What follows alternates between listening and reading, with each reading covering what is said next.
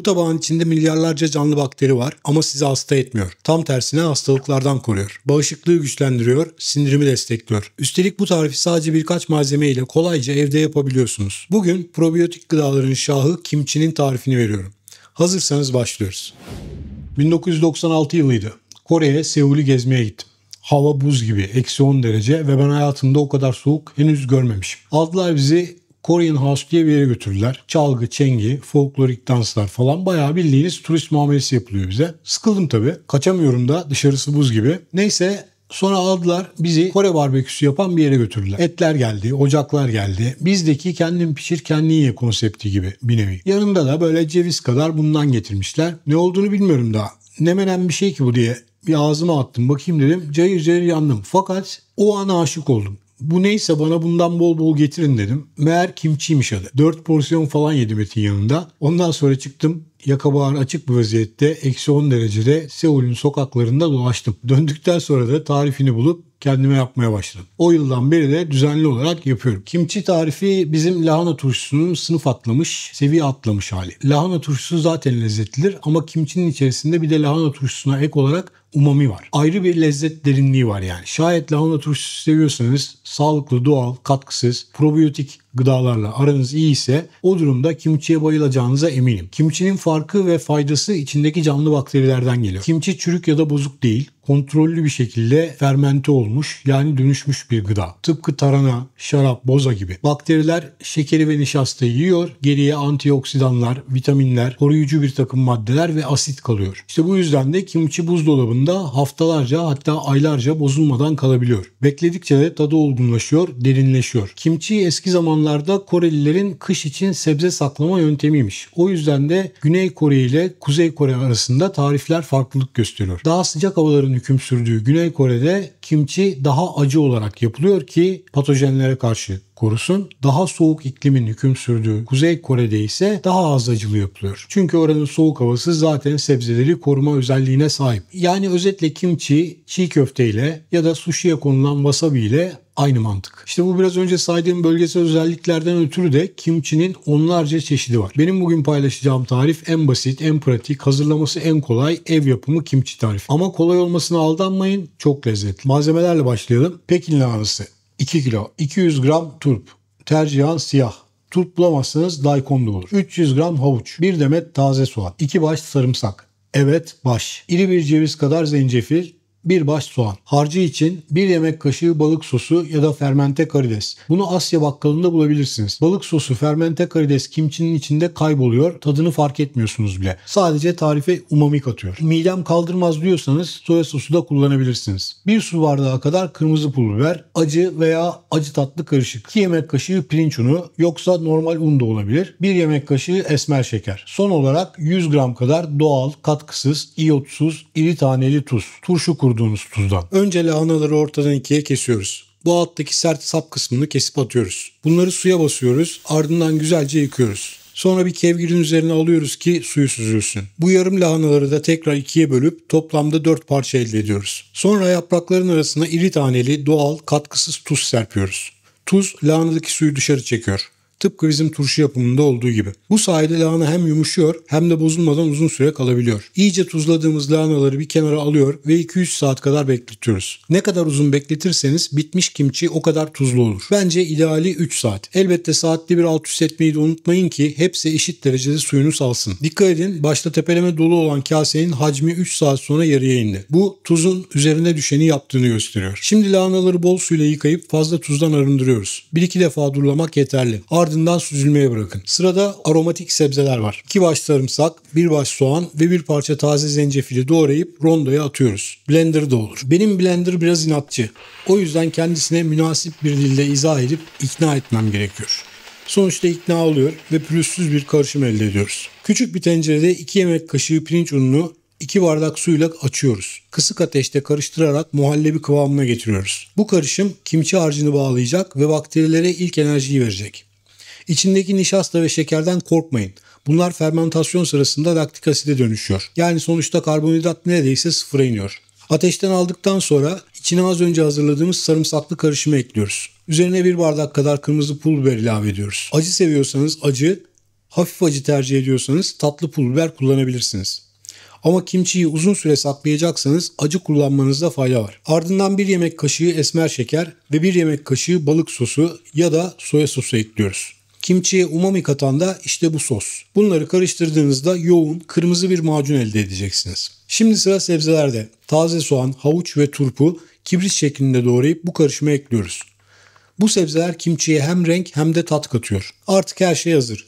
Tuzlanmış lahanaların arasına bu karışımdan bolca sürüyoruz. Yaprakların arasına iyice yediriyoruz. Köke yakın kısmı da atlamıyoruz. Amacımız her yaprağın bu kırmızı karışımdan nasibini alması.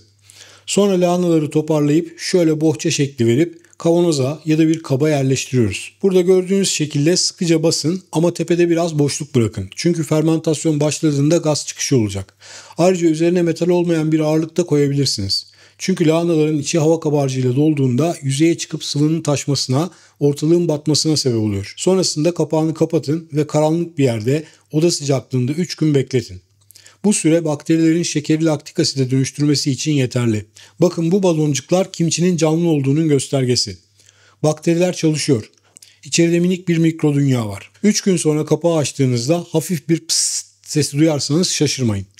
Bu içeride biriken karbondioksit gazıdır. Kimçiniz hazır demektir. Bu aşamadan sonra artık dolaba kaldırabilirsiniz. Soğuk ortamda fermentasyon yavaşlar, vitaminler korunur, sebzeler kütür kütür kalır. Bunun ayrıntısını da birazdan vereceğim. Kimçinizi yumuşak ve ekşi seviyorsanız oda sıcaklığında da bırakabilirsiniz. Artık sofraya koyabiliriz. Ben genellikle biftek, ciğer veya sardalya gibi yağlı etlerin yanına meze olarak servis ediyorum. Tuzlu, ekşi ve acı tatlar ete müthiş bir denge katıyor. Bu haliyle kimçi hem probiyotik gıda hem doğal antibiyotik hem de gerçek bir metabolizma dostu. Benim için kimçi evde hazırladığım doğal gıdalar arasında özel bir yere sahip. Tıpkı tarhana, kendi yaptığım salamura sardalya ya da acı sos gibi. Gerçek gıdalar zamanla bozulmaz. Sadece olgunlaşır. Eğer bu tarz probiyotik gıdalar, gerçek besinler, sağlıklı yaşam tarifleri ilginizi çekiyorsa kanala abone olmayı unutmayın. Böylelikle bir sonraki videodan da haberdar olmuş olursunuz. Gelecek hafta evde düşük karbonhidratlı probiyotik gazoz yapacağız. Boza Light da diyebiliriz. Yorumlara da yazın. Kimçiyi deneyecek misiniz yoksa aman aman eksik olsun bana turşu yeter diyenlerden misiniz? Şimdi gelin bu mucize niteliğindeki uzak doğu lezzetinin arkasındaki bilime bir bakalım. Kimçi sadece eksantrik bir uzak doğu yemeği değil. Aynı zamanda yaşayan bir gıda. İçerisinde milyarlarca bakteri var. Ama bu bakteriler zararlı değil. Bilakis sizi hastalıklardan koruyan bakteriler bunlar. Lactobacillus plantorum ve Lactobacillus oraya gelirsem korum. Lactobacillus plantorum ve Lactobacillus sakei türü bakteriler bunlar. Araştırdık oğlum. Bunlar şekeri laktik aside dönüştürdükten sonra ortama koruyucu bir takım maddeler salıyorlar. Yani kimçi bir nevi doğal probiyotik takviyesi. Düzenli tüketildiğinde sindirimi destekliyor, bağışıklık sistemini güçlendiriyor ve özellikle kış aylarında vücudun doğal savunmasını aktive ediyor. İçerdiği C vitamini, A vitamini, sarımsaktaki allisin ve zencefildeki sanıyorum gingerol birleşince adeta bir doğal antibiyotik etkisi oluşuyor. Yani vücut tarafından kullanılıp kullanılmadığı tartışmalı takviyelere dünya kadar para vermenize gerek yok. Malzemeleri temizleyin, bir kaba koyun, gerisini doğaya bırakın. Gelelim herkesin kafasındaki soruya. Sayın hocam kimse yedim ha oraya su orucum bozuldu mu? Hayır. Karnivor diyetinde kimçiye yer var mı? Tabii ki bu soruya katı etoburlar hayır diyecektir. Ben de diyorum ki haftada bir kez az miktarda ev yapımı kimçi özellikle kış aylarında C vitamini ve fermente oksidanlar açısından zengin olması nedeniyle bağışıklık sisteminizi destekler. Karnivor diyetinde eksikliğini çektiğimiz bir takım maddeleri almamızı sağlar. Kısacası kimçi elbette sıkı bir etçil besini değil. Fakat karnivor diyetinde yapabileceğiniz